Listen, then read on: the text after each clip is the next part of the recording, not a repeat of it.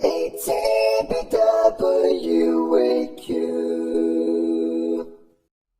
What's up, guys? How's everybody doing? Welcome to our very first official episode of ATBWAQ. I'm so glad you can make it, and let's begin. I'm gonna try and mix up the questions between personal and Bible questions, and let's see how it's gonna come out. Oh yeah, I almost forgot. A quick shout out to my friend Juan Camilo, who did the awesome drawings in the intro. He's been helping me a lot with this kind of drawing things in the channel, so thank you, my friend. Alright guys, let's start off with Ana Elisa Menezes. Qual é o seu principal objetivo com o canal? What is your main goal with the channel? Okay guys, just... Hockey. It's my dog, guys. Let me let him in. When he stays out, he barks like this all the time. And he keeps on barking until like we let him in. See? Okay. See guys, this is him. This is Hockey. He's kind of an old man, guys, because like he just literally lays down the whole day and does nothing. And the most you interact with him is like this moment, you know, like you grab him and talk with him. Right, Hockey? Alright, you can go. Sorry, my bad.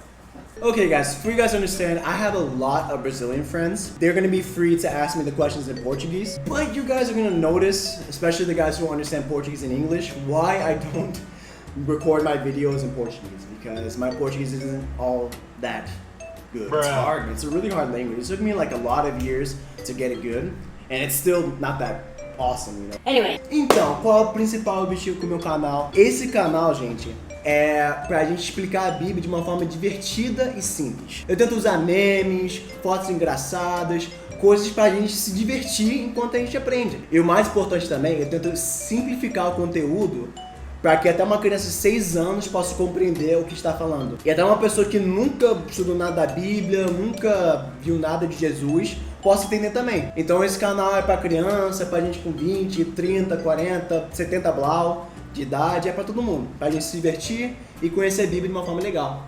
Now in English, what is your main goal with the channel? Guys, so this channel, like I said in Portuguese, it is for us to have a fun time learning the Bible. The Bible is a really amazing book, and guys, it's not boring at all. It's only boring because it's not that easy for us to understand. By what I mean by that, I mean that it takes a process for us understanding the Bible, because it's not impossible to understand, but it requires that you have a dedicated time and effort to understand it. And I try to simplify our videos so that even a 6-year-old can understand what we're talking about. And most importantly, even someone who doesn't even know about the Bible, never heard about Jesus, can also understand what we're talking about. Anyway. Alright, moving on.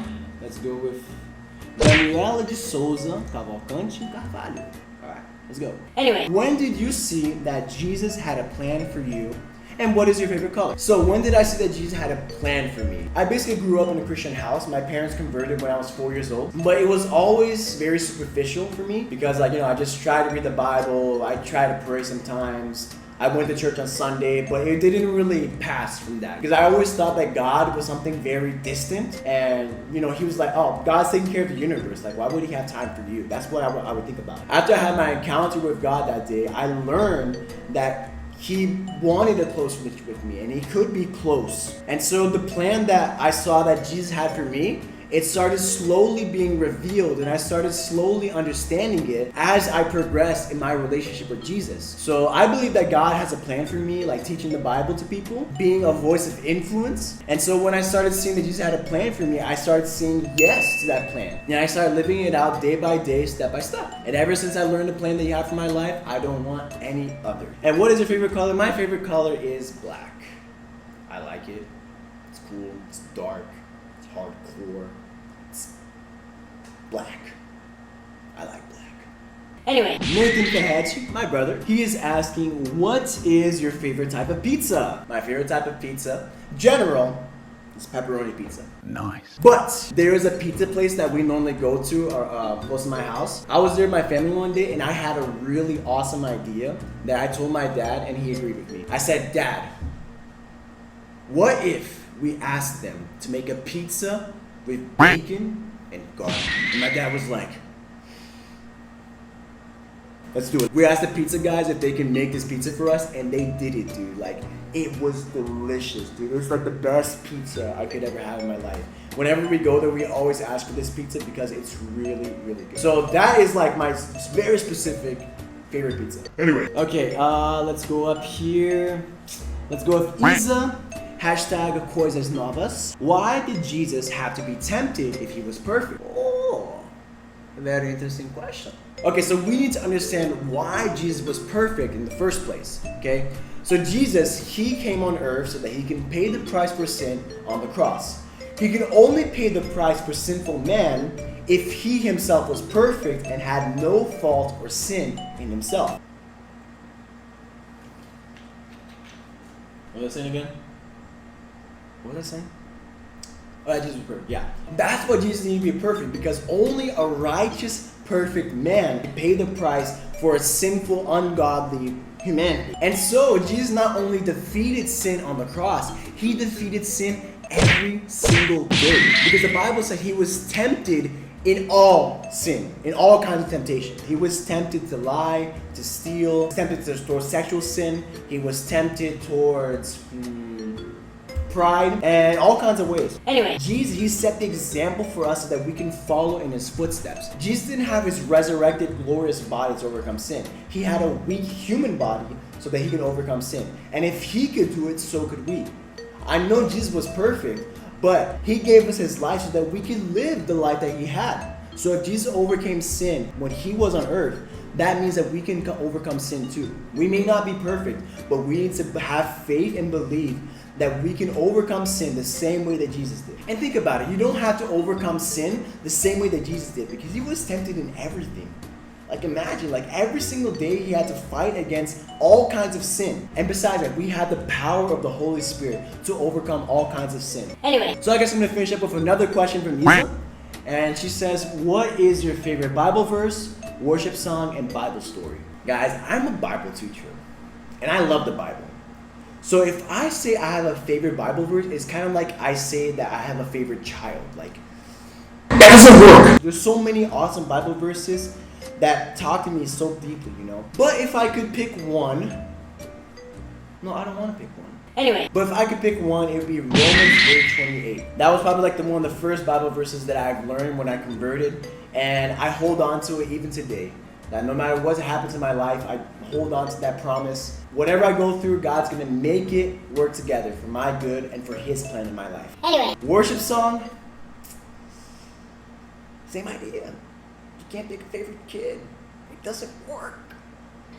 Bruh. Well, the worship song that marked my conversion with God, that I had an encounter with him with this song, is How He Loves Us. That song wrecked my life. Like, it completely changed me, and I pretty much cry to this day if I listen to that song. It's really amazing. And Bible story, guys, to be honest, my favorite Bible story, the story that I love the most in the Bible, is the story of Job. And it's actually kind of weird because I hate reading the book of Job, like reading one by one. I don't like reading it.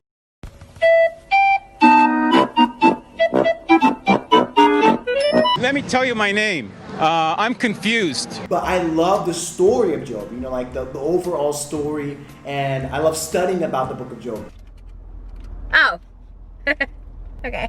Like the story of Job shows to you and me that there's a side of God that we can't even understand. God is so amazing. He's so sovereign over all of creation that it can't even come into our understanding what God is like. Because that's the story of Job. Job, he went through the whole entire book of Job, and also his friends, thinking that God was only one way.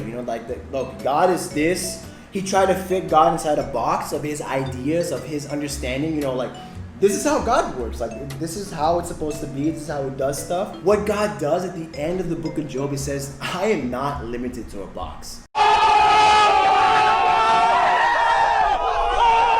I am so much more than you could ever imagine. And what's amazing is that Job, he recognizes that, and he says, I heard you before with my ears, but now my eyes have seen you. We can't truly deeply learn of who God is in a Sunday sermon, or in a Bible lesson, or even any kind of video that we can learn about the Bible, guys. Not even in this video that I'm talking with you guys, saying these exact words will you truly understand who God is. Because the book of Job is an invitation for you and me to see God for ourselves.